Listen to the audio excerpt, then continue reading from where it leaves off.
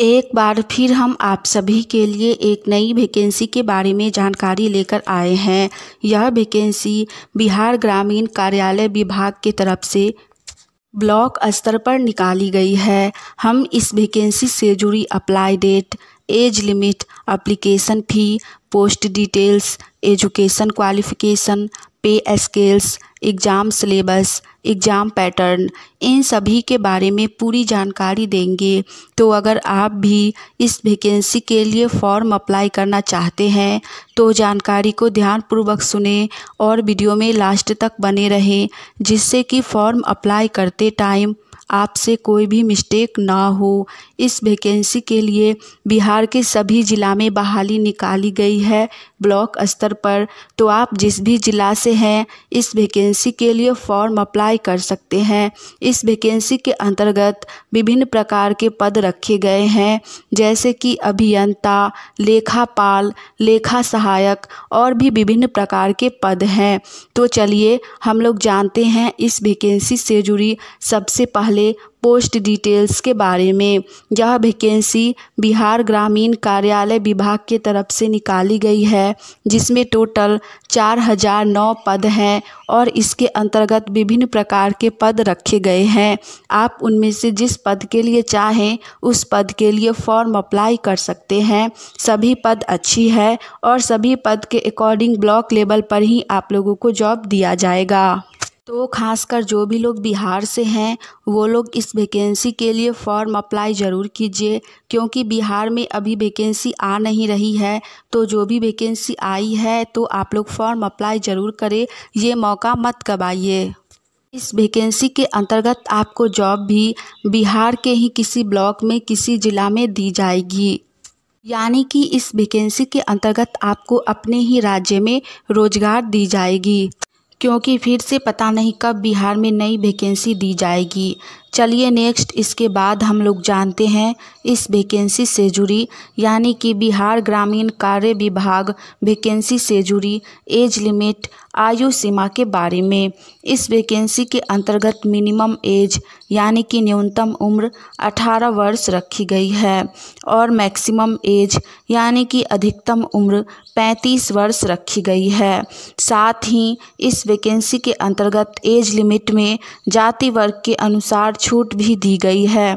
OBC category के लिए age limit में 3 वर्ष की छूट दी गई है और एससी और एसटी कैटेगरी को एज लिमिट में 5 वर्ष की छूट दी गई है।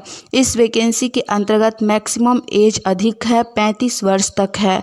तो जिनका भी एज अभी बचा हुआ है वो लोग फॉर्म अप्लाई कर सकते हैं। नेक्स्ट इसके बाद हम लोग जानेंगे इस वैकेंसी से जुड़ी एजुकेशन क्वालिफ़िकेशन यानी कि शैक्षणिक योग्यता के बारे में, एलिजिबिलिटी क्राइटेरिया के बारे में।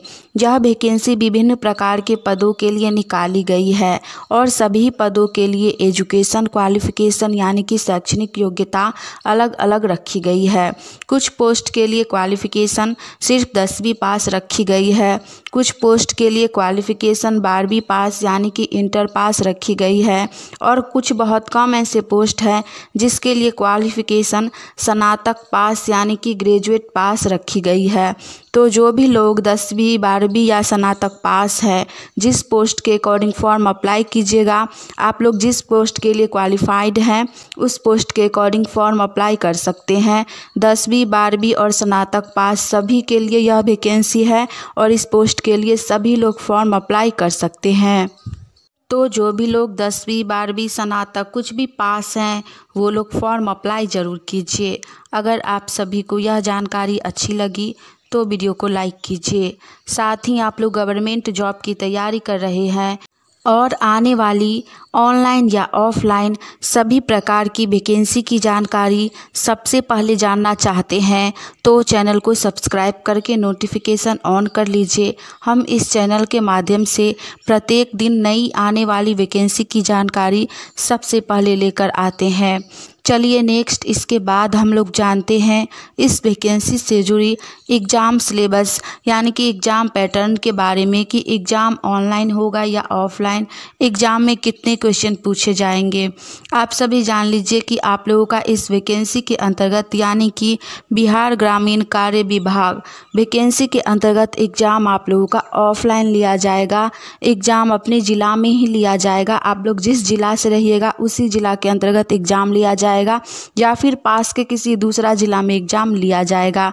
एग्ज़ाम सिर्फ एक ही लिया जाएगा, रिटेन होगा एग्ज़ाम जिसमें 100 क्वेश्चन पूछे जाएंगे और आप लोगों को एग्ज़ाम के लिए 3 घंटा का समय दिया जाएगा जिसमें math, reasoning, GK GS, science और करेंट अफेयर से क्वेश्चन पूछे जाएंगे। सभी प्रश्न 1 नंबर का रहेगा। एग्ज़ाम में निगेटिव मार्किंग भी रहेगा। जी हाँ, अगर आप लोग 4 गलती करते हैं तो सही में से 1 मार्क्स कट जाएगा। तो आप लोग एग्ज़ाम देते समय ध्यान रखिएगा कि जिसका आपको करेक्ट आंसर आए वही बनाइएगा।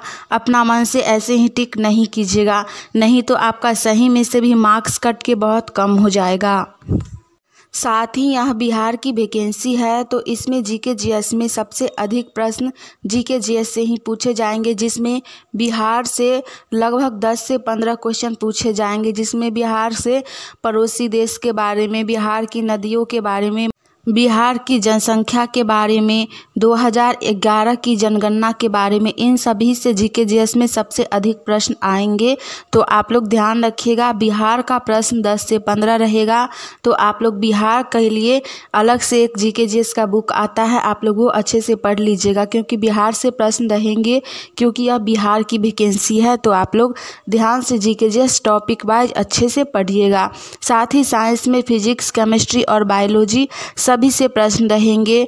उसके बाद सोशल साइंस से केमिस्ट्री, पॉलिटी, इकोनॉमिक्स, ज्योग्राफी सभी से मिलाकर प्रश्न पूछे जाएंगे जीके जीएस में। साथ ही करेंट अफेयर 5 से 7 पूछे जाएंगे, 2024 के रहेंगे और कुछ 2 से 3 करेंट अफेयर 2023 का लास्ट मंथ से रहेगा।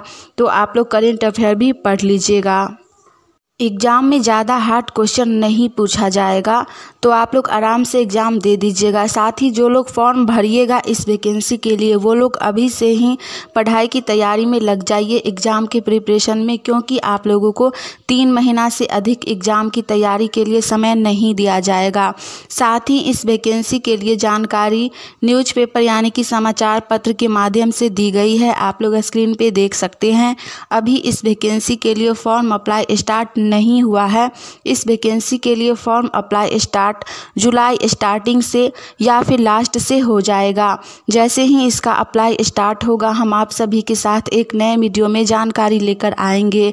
तो आप में से जो भी लोग फॉर्म भरना चाहते हैं वो लोग चैनल के साथ जुड़े रहिए, ताकि हम जैसे ही इस वैकेंसी की जानकारी फिर से लेकर आएँ अप्लाई डेट के साथ, वो सबसे पहले आप तक पहुँचे। हमने इस वैकेंसी से जुड़ी सारी जानकारी दे दी है।